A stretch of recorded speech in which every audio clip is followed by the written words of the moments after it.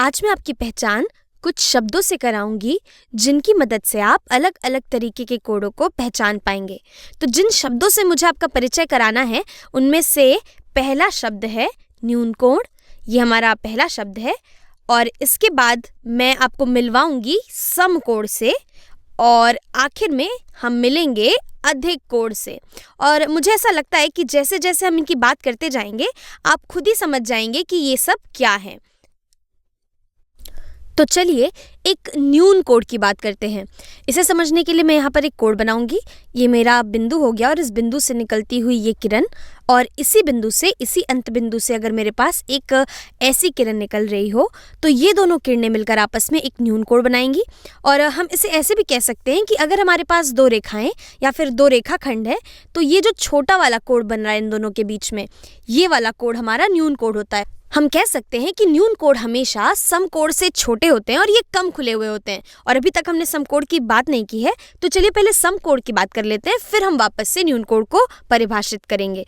और एक समकोण को समझने के लिए हम कह सकते हैं कि अगर मेरे पास एक किरण है जो दाईं से बाईं ओर जा रही है या फिर बाईं से दाईं ओर जा रही है इस तरह से, और इसी किरण के अंत बिंदु पर मेरे पास एक और किरण है जो इस वाली किरण के ठीक ऊपर जा रही है, ये एकदम सीधी ऊपर की दिशा में जा रही है इस तरीके से। तो यहाँ पर ये दोनों किरणें मिलकर जो कोण बनाएंगी, ये वाला कोण, इस कोण को हम समकोण कहते हैं। तो हम कह सकते हैं कि अगर मेरे पास एक रेखा है क्षैतिज दिशा में और एक रेखा है ऊर्ध्वाधर दिशा में, तो ये दोनों किरणें मिलकर आपस में एक समकोण बनाएंगी। क्योंकि समकोण एक विशेष कोण होता है, इसलिए इसको दिखाने के लिए हम ऐसे छोटे से बक्से का इस्तेमाल करते हैं। यहाँ पर ये वाला चिन्ह अगर हम बना देते हैं तो इसका मतलब होता है कि ये एक समकोण है, इसको हम समकोण बोलते हैं। और चलिए इसी चीज को हम दो रेखाओं की मदद से समझ लेते हैं।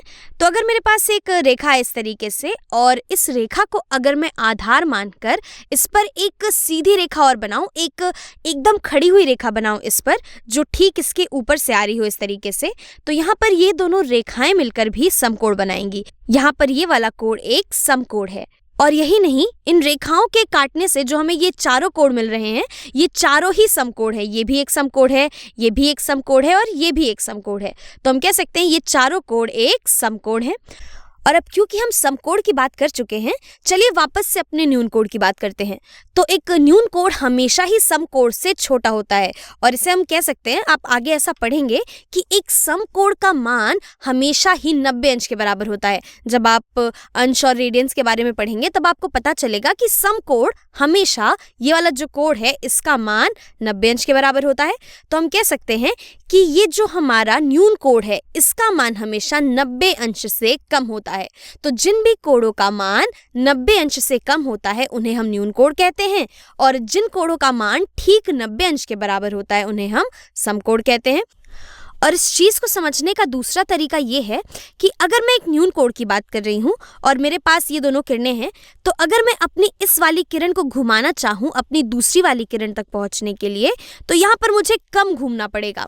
लेकिन यही चीज़ अगर हम समकोण के बारे में देखें तो हम कह सकते हैं कि अपनी इस किरण को घुमाकर अपनी इस किरण तक पहुँचाने के लिए मुझे ज़्यादा घूमना पड़ रहा है। तो हम कह सकते हैं कि एक न्यून कोण में मुझे कम घूमना होता है और एक समकोण में मुझे ज़्यादा घूमना पड़ता है। या फिर हम ये भी कह सकते हैं कि अगर हम न्यून कोण की बात कर रहे हैं तो हमारे पास यहाँ पर कम खुली जगह होती है और एक समकोण की स्थिति में हमारे पास ये ज्यादा खुली हुई जगह होती है। और अब तक तो आपको अंदाजा लग ही गया होगा कि अधिक कोण क्या होते हैं। तो जी हाँ, अधिक कोण वे कोण होते हैं जो समकोण से भी ज्यादा होते हैं। तो अगर मेरे पास ये एक किरण है और इसके अंत बिंदु से निकलती हुई ये एक ऐसी दूसरी किरण है, तो हमारा ये वाला जो कोण है ये एक अधिक कोण है, हमारा ये वाला कोण। ठीक है, अगर मुझे यहाँ पर समकोण बनाना होता, अगर ये एक समकोण होता तो ये कैसा दिखता। यहाँ पर हमारी ये जो किरण है इसके ठीक ऊपर इसी अंत बिंदु से अगर मैं एक सीधी रेखा बनाती इस तरीके से, तो ये हमारा ये वाला जो कोण होता ये समकोण होता। लेकिन नहीं, हम देख सकते हैं कि ये जो खुली हुई जगह है ये समकोण से ज्यादा खुली हुई है, इसलिए हम इसे एक अधिक कोण कहते हैं। मैं यहाँ पर इस चीज को हटा देती हूँ। और अगर अधिक कोण को मुझे दो रेखाओं की मदद से समझना होता तो हम कह सकते हैं कि अगर मेरे पास दो रेखाएं होती ऐसे, तो इन दोनों रेखाओं में जो हमारे कोण बन रहे हैं उनमें से कौन कौन से कोण अधिक कोण होते हैं और कौन कौन से कोण न्यून कोण होते हैं। तो हम यहाँ से देख सकते हैं कि ये जो छोटे वाले कोण हैं यानी कि जो कम खुले हुए हैं ये हमारे न्यून कोण होते, ये न्यून कोण होते।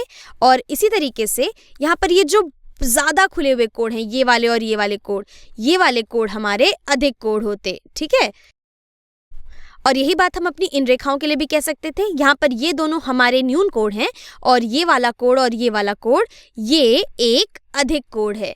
ठीक है, तो अब आप यहाँ से समझ गए होंगे कि न्यून कोण, सम कोण या फिर अधिक कोण क्या होते हैं। और यहाँ पर हम इनके नामों को ही देख लें तो इनके नामों से ही हमें समझ आ जाता है कि ये क्या है। जैसे कि न्यून कोण, न्यून मतलब होता है छोटा, तो अगर हमारे पास दो किरणों या फिर दो रेखाओं के बीच में छोटी खुली जगह है तो ये हमारा न्यून कोण होता है।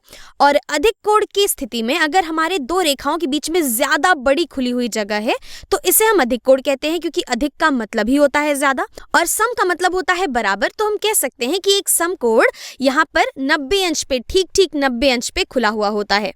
तो ये सभी बड़ी ही सीधी सी बातें हैं। अगर मेरे पास एक रेखा है जो दाईं से बाईं ओर जा रही है, लेटी हुई है जो रेखा, और इस रेखा के ऊपर मेरे पास एक खड़ी हुई रेखा है, एक ऊपर से नीचे आती हुई सीधी खड़ी रेखा है, तो यहाँ पर ये दोनों रेखाएं मिलकर समकोण बनाती हैं। या फिर हम कह सकते हैं कि अगर मेरे पास एक आधार है और उस आधार पर एक रेखा है जो ठीक ऊपर से गिरती है, तो हम कहते हैं कि उन दोनों रेखाओं ने मिलकर एक समकोण बनाया हुआ है। और एक न्यून कोण समकोण से छोटा होता है।